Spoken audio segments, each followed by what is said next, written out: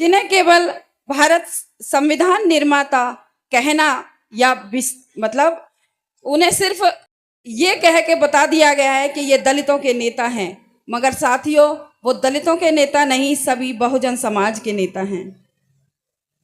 हमारे आदर्श हैं, वे एक महान समाज सुधारक, अर्थशास्त्री, राजनीतिज्ञ और सबसे बढ़कर करोड़ों शोषितों की आवाज थे। डॉक्टर भीमराव रामजी अंबेडकर, जिन्हें हम प्यार से बाबा साहेब कहते हैं, उनका जीवन संघर्ष और सफलता की वह गाथा है जो दुनिया के इतिहास में अमिट छाप छोड़ती है। बाबा साहब का जन्म ऐसे समय हुआ जब समाज में जातिवाद की जंजीरों में जकड़ा हुआ था और जिन्हें स्कूल में क्लास के बाहर बैठना पड़ता था, पानी पीने की तक आज़ादी नहीं थी, लेकिन उन्होंने इन अपमानों को अपनी कमजोरी नहीं बल्कि अपनी ताकत बनाया।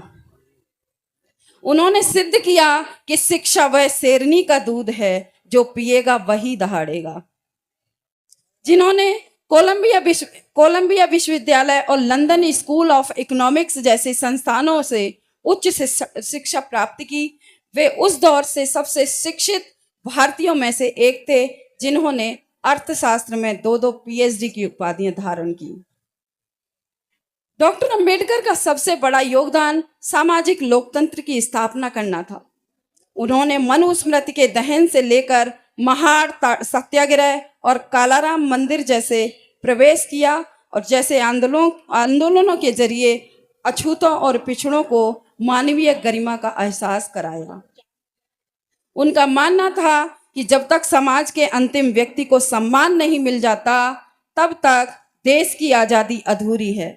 उन्होंने शिक्षित बनो, संगठित रहो और संघर्ष करो का नारा देकर एक मृतप्राय समाज को चेतना जगाई।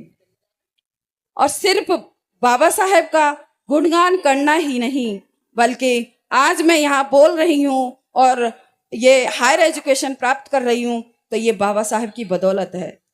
अक्सर लोग बाबा साहेब को केवल दलितों का नेता मानते हैं, लेकिन वे भारत की समस्त नारी जाति के सबसे बड़े मुक्तिदाता थे। उन्होंने स्पष्ट किया कि मैं किसी भी समाज की, किसी भी समुदाय की प्रगति को उस समुदाय की महिलाओं द्वारा हासिल गई प्रगति से मापता हूँ। उन्होंने जब हिंदू कोड बिल पेश किया तो उनका उद्देश्य महिलाओं को संपत्ति में अधिकार, तलाक का अधिकार और गोद लेने का अधिकार दिलाया था। जब संसद में इस बिल को पूरी तरह स्वीकार नहीं किया गया तो उन्होंने अपने मंत्री पद से इस्तीफा दे दिया और यह उनके सिद्धांतों के प्रति अडिगता का प्रमाण था। साथियों, हम घर परिवार चलाते हैं तो कहीं ना कहीं हारी परेशानी बहुत सारी हमें झेलनी पड़ती हैं, लेकिन हमें हताश नहीं होना है, किसी भी तरह से हमें हारना नहीं है। भारतीय संविधान और राष्ट्र निर्माण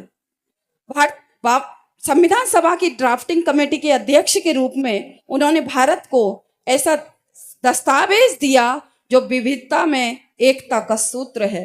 उन्होंने संविधान में केवल नियम नहीं लिखे, बल्कि लिबर्टी, इक्वालिटी, फ्रेटर्निटी के मूल्यों का बीड़ा उठाया।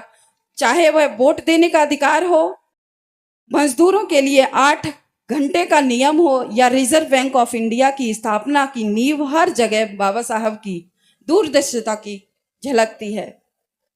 जीवन के अंतिम पड़ाव पर उन्होंने 1956 में लाखों अनुयायियों के साथ बौद्ध धर्म को अपनाया। उन्होंने स्पष्ट किया कि वे उस धर्म को मानते हैं जो स्वतंत्रता, समानता और भाईचारा सिखाता हो। उन्होंने विज्ञानवाद और तर्क पर आधारित जीवन जीने का मार्ग दिखाया। साथियों, मैं अंत में अपनी बात एंड करती हूँ। कहना चाहती हूँ कि मैं बाबा साहब हैं वो केवल एक व्यक्ति नहीं बल्कि एक विचार है। आज हम जिस स्वतंत्र भारत में सांस ले रहे हैं उसकी नींव में उनकी कलम की ताकत है। उनके प्रति सच्ची श्रद्धांजलि यही होगी कि हम उनके दिखाए हुए मार्ग पर, समानता के मार्ग पर चलें और शिक्षा को अपना हथियार बनाएं। कोटि कोटि नमन उस महामानव को, कोटि कोटि उस कोटि कोटि नमन उस महामानव को जिन्होंने हमें सिर उठाकर जीना सिखाया। डॉक्टर बाबा साहब अम्बेडकर जी कहते हैं कि life should be great rather than long. जीवन लंबा होने के बजाय महान होना चाहिए, महान होना चाहिए। आप सभी ने मेरी बात को ध्यान से सुना, उसके लिए तहे दिल से शुक्रिया, बहुत बहुत आभार। सभी का वंदन। जय भीम, नमो बुद्धाय, जय संविधान।